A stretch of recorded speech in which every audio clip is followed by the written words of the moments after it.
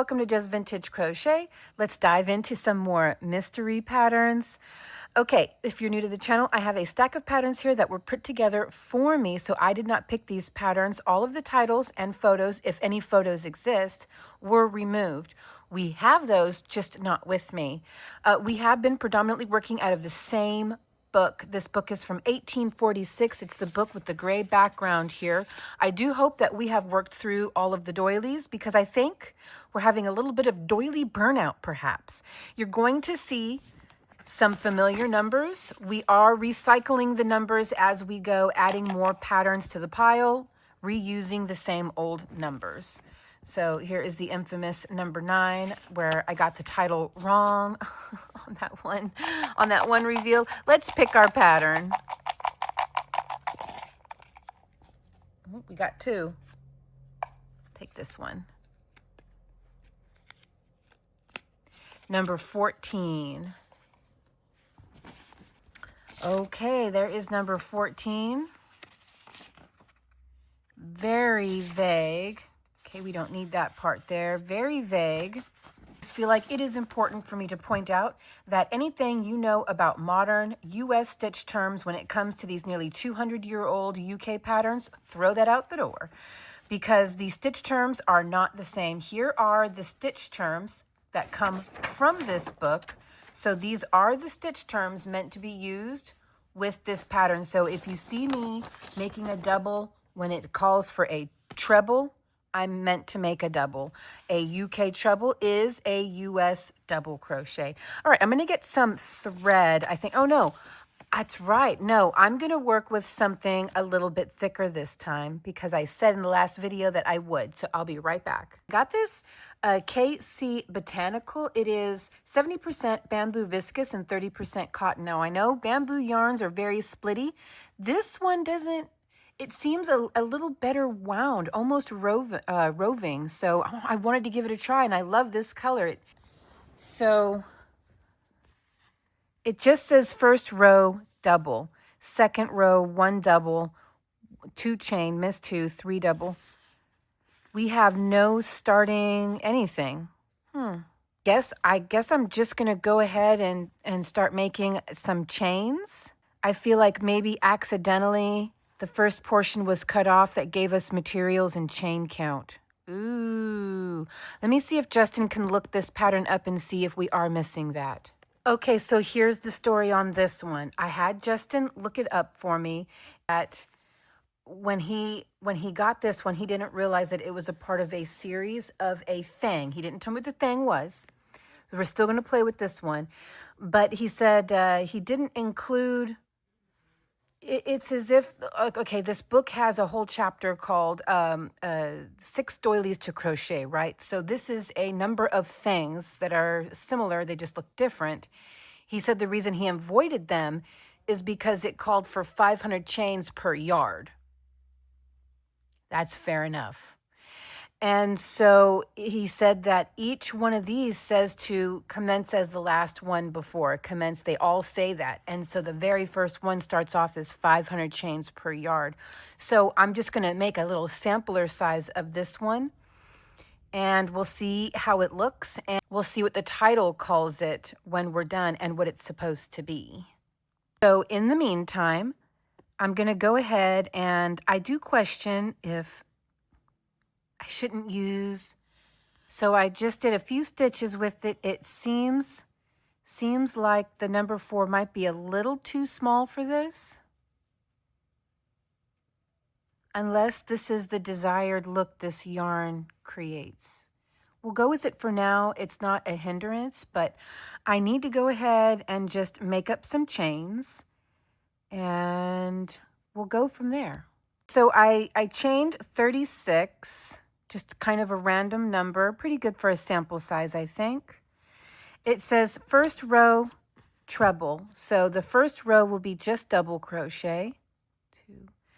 Let's see if I want to just skip 2, I think. I think I'll just skip 2. So I will work double crochet all the way to the end. And of course, anything that's extra, because This is kind of random. We mostly want to see how the body of the pattern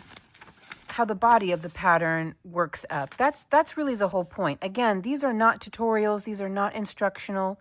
These are just for fun, just to watch these nearly 200-year-old patterns even try to come back to life. 500 chains per yard. Ma'am,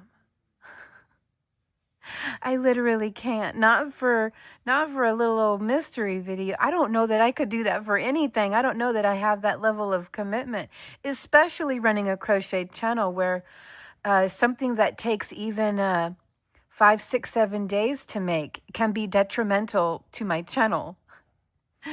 If I don't upload consistently and regularly, which I go through moments of not doing that. I get a little bit of burnout and I force myself to kind of walk away and slow down. My channel, it goes from about 40,000 views every 2 days to about 7,000 views every 2 days in just a matter of 4 or 5 days. So 500 chains per yard would be detrimental. You guys would protest.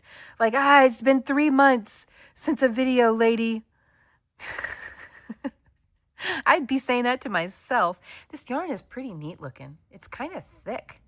Okay, be right back. All right. Let's see how many I worked up. 1, 2, 3. 34 and 35 if you count the turning chain here. Some people do, some people don't. Okay, second row, 1 double, 2 chain, miss 2, 3 double, 2 chain, miss 2. So 1 double. I'll go ahead and work this as a stacked single. So I'm working it precisely exactly as written right now. 1 double, 2 chain, miss 2, 3 double. And have you noticed that, watch, as soon as I say it, it's going to split. This bamboo yarn is not splitting so far. It's a really unique texture. It is a bunch of different threads, as you can see, but it's kind of almost roving, but without a casing around it. Anyways, okay. So that was miss 2, 3 treble, 2 chain, miss 2, 1 double. Right when I said it. 2 chain, miss 2, 3 double.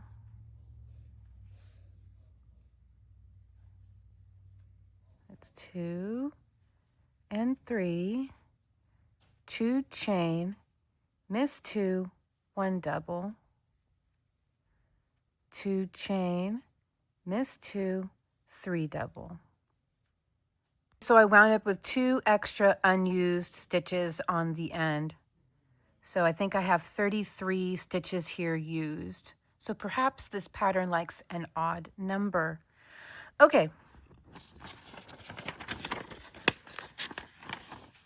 Third row, 2 double, 2 chain, miss 2. Okay, so I'm going to start with a stacked. So 2 double. I'm going to assume that's 2 in a row. 2 chain, miss 2, 1, 2, 1 double. So right in the middle. Then we have 2 chain, miss 2, 1 double. So 2 chain, miss 2, 1 double on this side of the stitch. And then from the 1 double, we come up here and we work the 2 double, and that equals 3 in a row. So 1, 2, 3. These patterns are worked cyclical. You know what word I'm trying to say. In a continuous circle. The end of the row chases the beginning. Okay, then 2 chain, Miss 2, missing 2 is the chain and the first stitch, so the middle stitch gets 1, 2 chain, miss 2, 1, 2, and then we're going to work 3 in a row. I feel like we have done this before. You know, these patterns, even though it might be one we haven't worked yet, but it seems so familiar, they all seem to share the same basic DNA. Work 1 in the middle, chain 2, work 3 in a row. Yeah, this looks so much like the last edging that we worked from this book.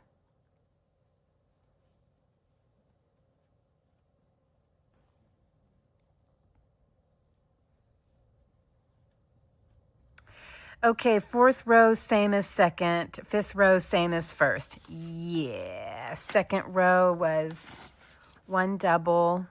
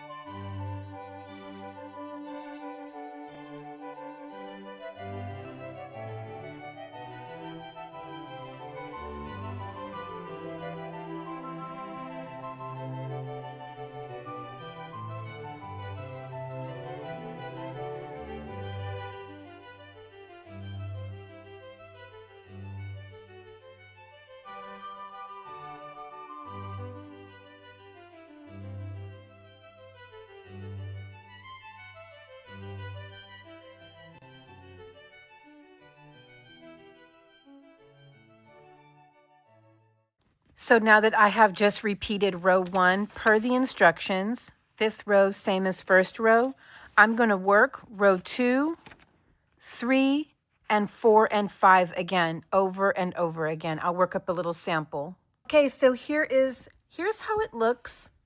Here, I'll do this. This is how it looks as written, and it's very, very nice. It almost looks like little flowers. I like that. And here's how it looks if you don't work the first row of double crochets. If you just let it keep going and create sort of a lacy, it still looks like flowers, as you can see, but it's just a little more lacy. So there you go. If you want to try to make it, very easy. Here is the pattern, the whole pattern for you. So let's go ahead and get the title and see what this is supposed to be. I don't know about you, but I see lots of little flowers, and I think it is very pretty. Do you see flowers? Like right here I don't, but here I do. Okay. All what I think it looks like. It says, and it's number 14. I got it right this time. And it says diamond insertion. Makes sense why they want 500 stitches per yard, because, you know, you can make a whole blanket and then you can insert around the whole frame of the bed, like the way the blanket lays over a bed. Well, right at that fold where it begins to drape down from the top of the mattress down is where you would put an insertion. You would border the top of the mattress portion of the blanket or sheet with that. I see flowers. I don't see diamonds. I suppose if it's stretched like that, I have to move it this way so I can see. No, I just see flowers. I don't see diamonds. So that's my story, and I'm sticking to it. Okay, guys, I'm going to immediately pick another pattern and start to make another one. So look for another video right away. I love you guys lots, and I'll see you in the next mystery.